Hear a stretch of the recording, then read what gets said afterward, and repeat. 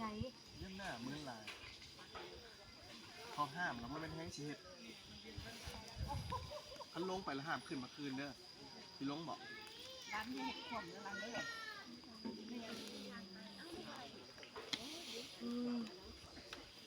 ร้านที่ขมไปเจอระวังน้ำท่วมระวังน้ำท่วม เบิ่งมากินให้มากินให้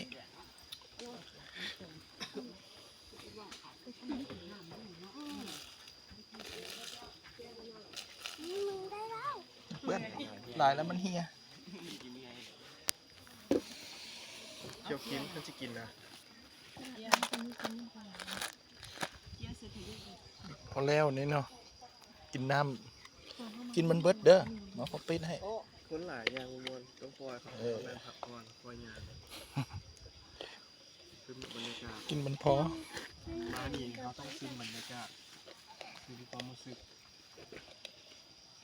เราได้มาจะหาโอกาสมาได้ง่ายๆนะ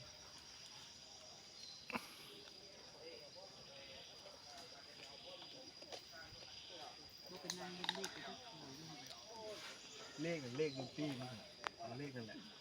คิวมึงเห็นได้เลขเนี่ยเลขนั่นแหละ 93เลยน้ำ